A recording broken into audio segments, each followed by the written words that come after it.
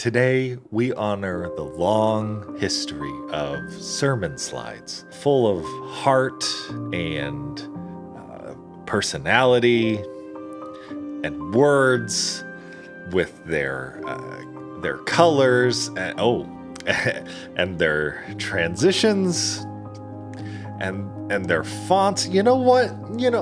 No, I can't do this. I would rather gouge my eyes out with a fork than sit through a single second of what looks like a fan-made Hillsong lyric video from 2004. Caleb? I'm out. Caleb, where are you going? Caleb? Hey, Caleb? Am I supposed to stay here and keep pressing these buttons? Oh boy. Hi, I'm Caleb. Let's get right into this. First up, let's talk about backgrounds. I am not kidding when I say that I have listened to a sermon about Moses and the Ten Commandments with a background of some random dude canoeing in a lake. I'm not sure why we feel the need to choose the types of backgrounds that look like the type of picture my grandmother would set as her desktop wallpaper if she could figure out how to get to Google. There's so much room for powerful communication in the images that you use for your sermon slide. For literally hundreds of years, churches used stained glass windows to communicate the stories in the Bible to congregations who were mostly illiterate. Intentionally using poignant imagery is an excellent way of getting your message to stick. Find images that tie in thematically. Find images that make me feel what you want me to feel at the conclusion of your message. Maybe even find images that don't make sense at the beginning of your message. Make me want to understand the mystery, look forward to whatever story is going to put all the puzzle pieces into place. And if you don't have the time, keep it simple and keep it abstract. Better to be boring and unobtrusive than exciting and distracting. While we're on the subject, there's a single word that you've got to remember when picking a slide background. Contrast. This isn't readable. We both know that. Either choose a different image or lower the opacity of the background image to make sure the text is readable. The easiest way to make sure that no one reads your slides is to make sure no one even wants to try. I know I don't. I swear, some pastors design their slides like they're packing their minivans for a week-long family vacation. Every line of text that your congregation will need is overcrowded by text that someone might need. Sermon slides are a tool to help you communicate more effectively, not communicate more often. They should be used for emphasis, not redundancy. When choosing content for slides, ask yourself what you want your audience to remember. That's what needs to be up there, not every word of your 40-page thesis on why Jesus actually wept.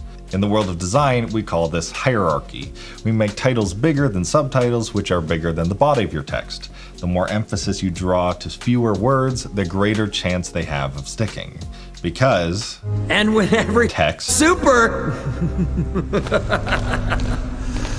Nothing will be. Number 3, whatthefont.com is an excellent resource for designers who are trying to identify an unknown font from an image automatically, but the title of the website is also an accurate description for my level of frustration for some of these awful font choices. What in the heck are you doing with all caps script fonts? Why is your text so small that I can't read it from the front pew? And why, on God's green earth, did you think it was appropriate to use Comic Sans for your teaching on the Holy Spirit? I swear, if Dante was alive today, he would invent a new circle of hell specifically for churches with Comic Sans installed. It is unpardonable sin number 2 as far as I'm concerned. There's so much to talk about fonts alone that I could do a whole video on the subject, which is why we did. Check out this video if you want to learn more about 5 fonts your church should absolutely stop using. Number 4, let's talk about slide layout. I have seen a lot of PowerPoints from a lot of guest speakers over the years. Many of them, you can tell, made it on the plane ride over.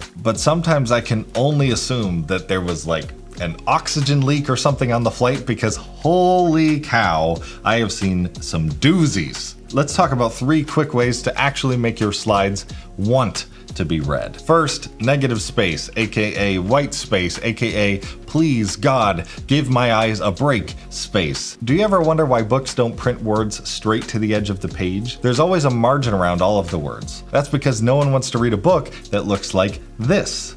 This is overwhelming. This is inviting.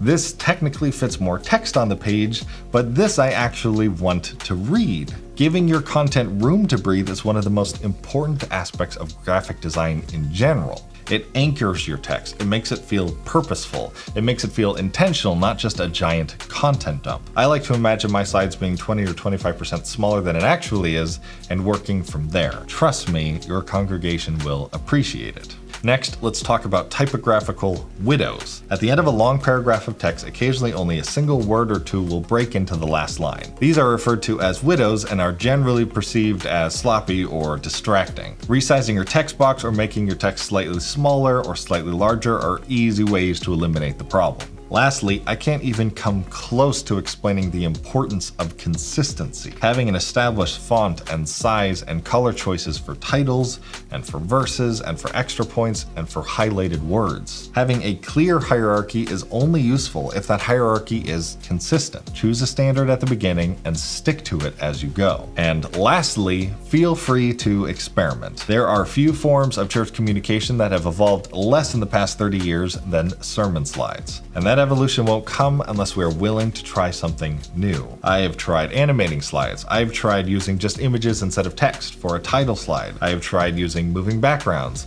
I once gave an entire presentation using an old school transparency projector just because I knew that they would remember it. Just like with anything, slides are a communication tool. Figure out who you're trying to communicate to, what you want them to feel, and what you want them to remember. Build slides that help you preach better sermons. And remember to always look for ways to improve, experiment, and share Jesus more effectively. Thanks so much for watching this episode of Blackbar. If you haven't already, make sure to check out the Blackbar podcast. We get more in depth into everything we talk about in these videos and share our own personal experiences. Also, if you're looking for help or want to connect with other church media people, check out the Blackbar Discord. We're there, our certified pros are there answering questions every single day. Make sure to like and subscribe, and we will see you next time.